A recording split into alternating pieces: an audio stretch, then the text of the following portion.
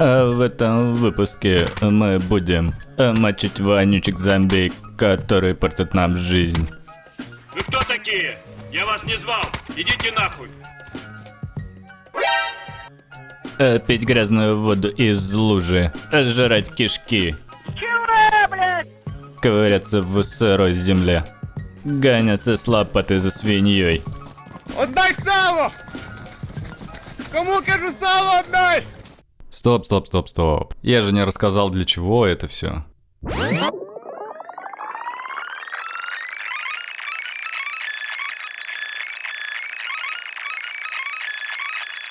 А это все для того, чтобы не сдохнуть от голода раньше времени. На связи нескучный Дейс. Здорово, заебал. И все верно, в этом видео речь пойдет о том, как добыть себе провиант, ведь ты должен что-то есть и что-то пить.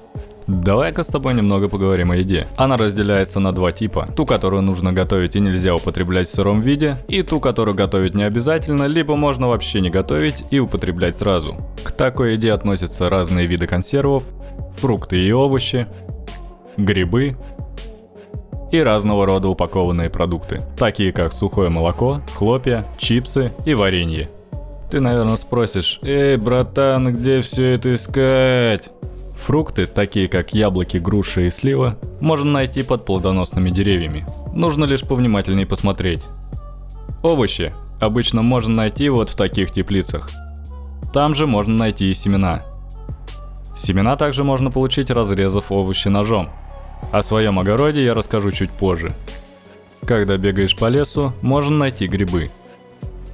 Все фрукты, овощи и грибы, пролежав какое-то время на земле, начнут портиться, и их внешний вид начнет меняться. Сначала они станут высушенные, а потом гнилые.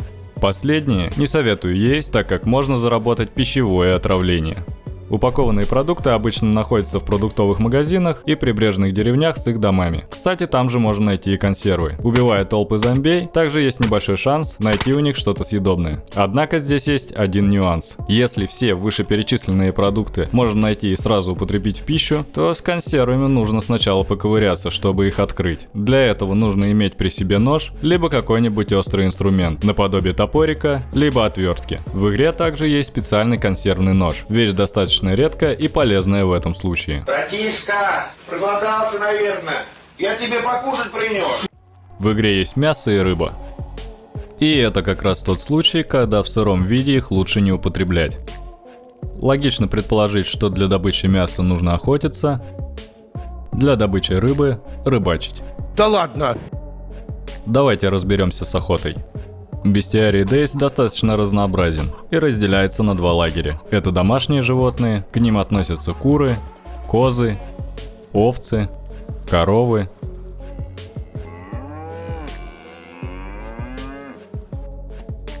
и свиньи.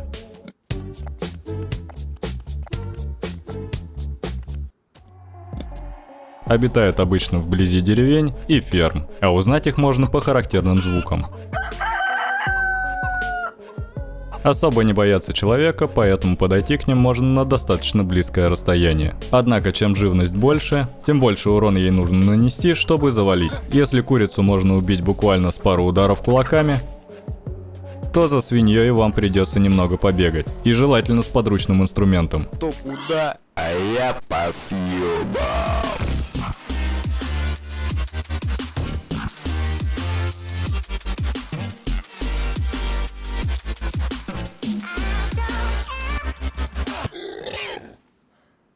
Ну, конечно, если вы не обзавелись еще огнестрелом. Ко второму типу относятся дикие животные. Это олени, кабаны, волки и медведи. Последние два, скорее всего, будут сами на тебя охотиться. На нас напали! Чаще всего обитают в лесах. Если ты собрался охотиться на оленей, без огнестрела уже не обойтись. Их легко спугнуть, и они очень быстро бегают. Лолик, беги!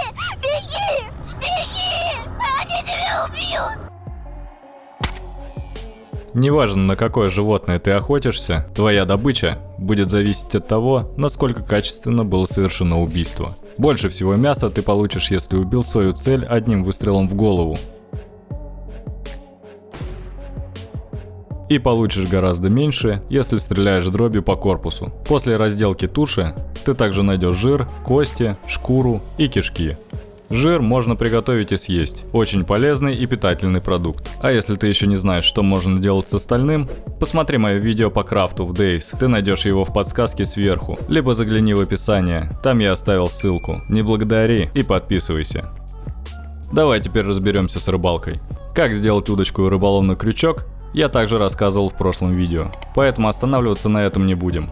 Их еще можно найти в строениях недалеко от водоемов, либо в разбитых лодках. Перейдем сразу к наживке. Берем нож в руки, опускаем взгляд на землю и начинаем копать червей. Это расходуемый материал, поэтому советую сразу накопать нужное количество. Далее наживку на крючок и можно рыбачить. Для хорошей рыбалки потребуется терпение. В противном случае рыба может просто сожрать червя и уплыть. Либо ты можешь выловить пару резиновых сапог. Да иди нахуй отсюда, ёбаный! После того, как рыбка попалась, ее нужно разделать ножом перед приготовлением. Перейдем, кстати, к нему. Готовить еду нужно на костре. Если ты до сих пор не знаешь, как его сделать, смотри мой гайд по крафту. Если тебе удалось найти кастрюлю и треногу для костра к этому времени, то в ней можно варить продукты, которые ты достал, включая фрукты, овощи и грибы. Если нет, ты можешь просто сорвать длинную палку и заточить ее ножом. Надев на заостренную палку кусок мяса, можно его зажарить. Это касается и всего остального. Внимательно следи за состоянием готовки, так как если передержать немного на костре, могут остаться одни угли, непригодные для приема пищи. Приготовленные продукты дольше хранятся и не портятся, поэтому, если не собираешься съесть их сразу, а сделать какие-то припасы, советую готовить даже те продукты, которые в готовке не нуждаются. Из найденных или добытых семян ты также можешь выращивать себе собственную провизию. Для этого тебе понадобится лопата, либо кирка, чтобы вскопать грядки. В каждую из грядок нужно положить по одной семечке и полить водой. В зависимости от настройки сервера, рассада будет расти какое-то время, затем на кустах начнут появляться плоды. Как можно заметить, урожая гораздо больше, чем вложений в него, так что останется и для припасов, и для следующей рассады. На таком круговороте можно прожить достаточно долгое время. С едой мы вроде бы разобрались, теперь давай поговорим о воде.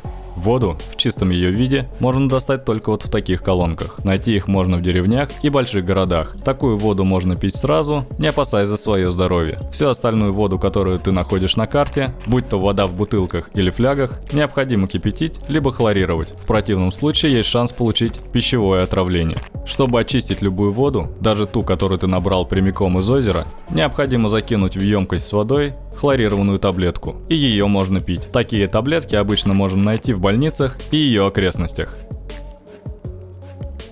Для того, чтобы прокипятить воду, ее необходимо залить в кастрюлю и разместить на огне. При этом в ней также можно варить себе еду и после готовки просто перелить в бутылку либо флягу.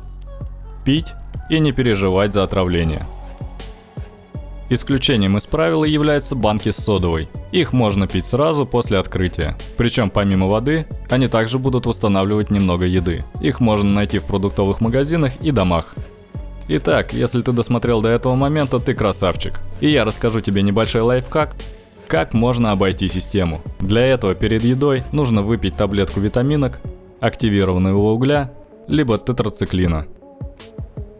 И пока действует эффект лекарства, ты можешь употреблять в пищу сырое мясо и рыбу, пить грязную неочищенную воду и даже можешь запросто съесть кишки, если совсем край, при этом совершенно не опасаясь, что получишь пищевое отравление.